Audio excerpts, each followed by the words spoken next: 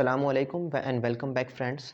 पिछली वीडियो में हमने एक इंट्रोडक्शन लिया कि किस तरीके से सेल साइकिल रेगुलेशन होता है, किस तरीके से पॉजिटिव सिग्नल्स होते हैं, साइक्लिन डिपेंडेंट काइनेज और साइक्लिन प्रोटीन किस तरीके से सेल को प्रोसीड करवाती हैं, ट्रांजिशन करवाती हैं from one stage of the cell cycle to other stage, और किस तरीके से P53 mechanism, P21 protein, P23 protein और P15 P16 protein, ATM protein किस तरीके से सेल को स्टॉप करवाती हैं, साइक्लिन डिपेंडेंट काइनेज इनहिबिटर को प्रोड्यूस करवाती हैं और सेल को अरेस्ट करवाती हैं अगर कहीं पे कोई प्रॉब्लम होती है सेल साइकिल के अंदर।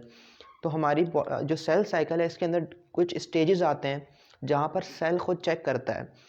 सेल साइकिल के अंदर सेल चेक करता है कि उसे आगे जाना चाहिए, डिवाइड करना चाहिए या नहीं। डिफरेंट सिग्नल्स आ रहे होते हैं सेल को, सेल के एनवायरनमेंट से। एक सेल का इंटरनल एनवायरनमेंट है जो सेल को बता रहा है कि क्या करना है, और एक एक्सटर्नल एनवायरनमेंट होता है, बॉडी डिफरेंट सिग्नल्स देती है, डिफरेंट प्रोटीन्स आकर सिग्नल्स देती हैं कि सेल को क्या करना है। तो ऐसे स्टेजेस जो सेल साइकिल में होते हैं जहाँ पे सेल डिसाइड करता है कि वेदर उसने डिवाइड करना है या नहीं करना, उन स्टेजेस को हम चेक पॉइंट्स कहते हैं। हमारे सेल साइकिल के अंदर बेसिकली 3 इंपॉर्टेंट चेक पॉइंट्स होते हैं। एक G1 के बाद होता है G1 चेक पॉइंट, जब G1 से S फेज़ में जाएगा उसके बीच में वो चेक पॉइंट होगा G1। उसके बाद जब G2 से M फेज़ के अंदर जा रहे होते हैं हम, वहाँ G2 चेक पॉइंट होता है। और M फेज़ माइटोसिस के अंदर हमारे पास 4 स्टेजेस होते हैं। माइटोसिस के सब स्टेज होते हैं, prophase, metaphase, anaphase and telophase. तीसरा जो हमारे पास चेक पॉइंट होता है वो जब माइटोसिस के अंदर मेटाफेज से एनाफेज के अंदर सेल जाएगा तो उसके बीच में ये सेल होता है। इसके अलावा भी बहुत सारे चेक पॉइंट्स होते हैं, कुछ इंट्रा एस चेक पॉइंट भी होते हैं, लेकिन जो फंडामेंटल जो मेजर 3 ही चेक पॉइंट होते हैं जो डिसाइड करते हैं कि वेदर सेल ने डिवाइड करना है या नहीं करना। सबसे पहले हमारे पास G1 चेक पॉइंट होता है। यहाँ पे G1 चेक पॉइंट होगा, G1 चेक पॉइंट।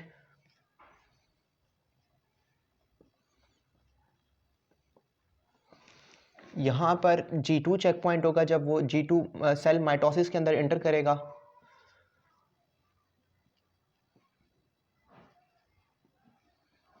और यहाँ पे माइटोसिस में जब मेटाफेज से एनाफेज के अंदर सेल जाएगा तो यहाँ पर M check point,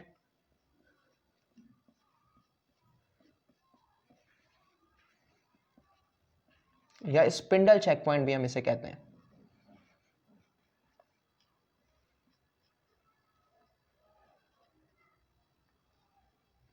spindle check point.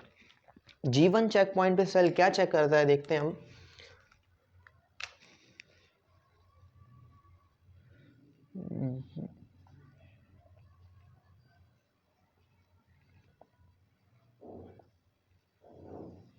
G1 stage के ऊपर सेल चेक करता है सेल साइज, न्यूट्रिशन अवेलेबल है डिवाइड करने के लिए या नहीं सेल के अंदर, न्यूट्रिएंट्स, डीएनए कहीं डैमेज तो नहीं है, DNA damage, and growth factors, divide करवाने के लिए बॉडी ग्रोथ फैक्टर्स भेज रही है या नहीं।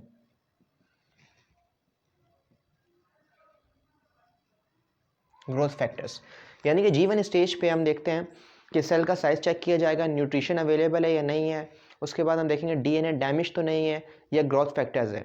अगर इन सब में से सेल के पास किसी चीज़ की कमी होगी और सेल अभी डिवाइड नहीं कर सकता तो सेल G1 से निकलकर G0 स्टेज में चला जाएगा डायरेक्ट। और G0 स्टेज में जब उसके लिए सेल के लिए कंडीशन फेवरेबल होगी वो दोबारा G1 में आके डिवाइड कर जाएगा। लेकिन G1 से जब सेल S फेज़ में आ जाता है तो इसके बाद रेस्टिंग स्टेज नहीं होगा।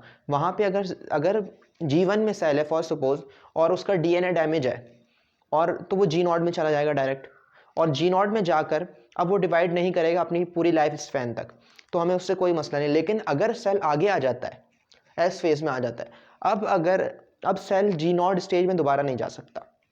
अब या तो सेल ने डिवाइड करना है लेकिन अगर उसका डीएनए डैमेज है तो वो रिपेयर होगा। अगर रिपेयर नहीं हो सकता तो फिर उसकी एपोप्टोसिस हो जाएगी, उसकी प्रोग्राम सेल डेथ हो जाएगी। G1 चेक पॉइंट पे हम ये सब चीज़ें चेक करते हैं। और सेल का साइज़ होता है वो बहुत इंपॉर्टेंट होता है माइटोसिस या मियोसिस के अंदर, क्योंकि nucleus to cytoplasmic ratio NC ratio होती है जो साइटोप्लाज्म न्यूक्लियस के साइज़ को साइटोप्लाज्म के साइज़ से हम देखते हैं।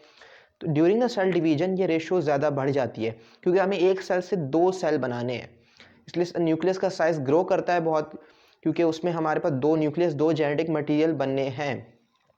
अगर प्रॉपर NC रेशियो नहीं होता तो हमारे पास स्पिंडल फॉर्मेशन सही से मेटाफेस फेस जो प्लेट होती है वो बीच में सेल के बनती है, आके दोनों तरफ सेल बनने होते हैं वो जब सेग्रीगेट करते हैं। लेकिन अगर NC रेशियो सही नहीं होगी तो स्पिंडल फॉर्मेशन सही से नहीं हो सकेगी और मेटाफेस प्लेट सही नहीं बन सकेगी।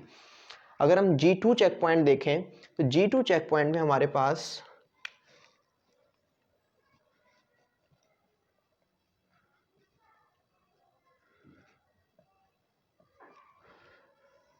G2 चेक पॉइंट में हम सेल DNA रेप्लिकेशन चेक करते हैं।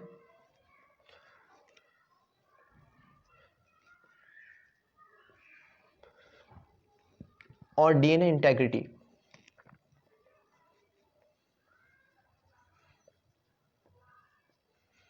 इसमें हम चेक करेंगे सेल के पूरे तरीके से DNA जो है हमारे सेल का वो रेप्लिकेट हो चुका है, वो डबल हो चुका है फुली एंड कम्प्लीटली।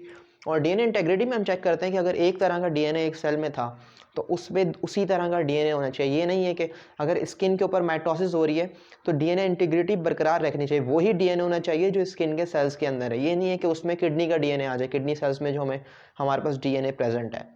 तो DNA इंटेग्रिटी को भी सेल ने बरकरार रखना होता है और ये चेक होता है G2 चेक पॉइंट पे। ठीक है, एस फेज में जो इवेंट्स हो रहे हैं वो यहाँ G2 चेक पॉइंट पे चेक हो रहे हैं। उसके बाद हमारे पास M चेक पॉइंट आ जाता है, यह स्पिंडल चेक पॉइंट है, जो कि मेटाफेज से जब एनाफेज के अंदर ट्रांजिशन होती है सेल की तो वहाँ पे चेक पॉइंट होता है। तो हमें पता है मेटाफेज के अंदर हमारे पास क्या बनता है, एक सेल है, अगर वो डिवाइड कर रहा है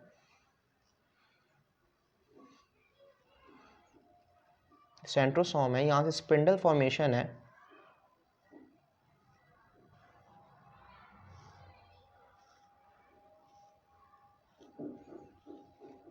मेटाफेज प्लेट पे ये जब क्रोमोसोम आते हैं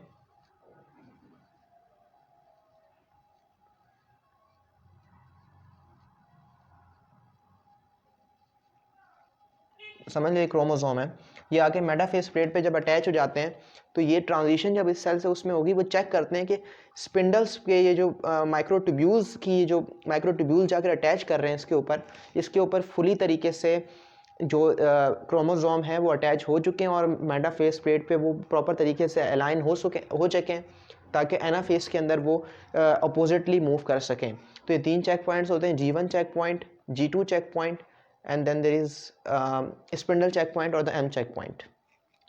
Thank you.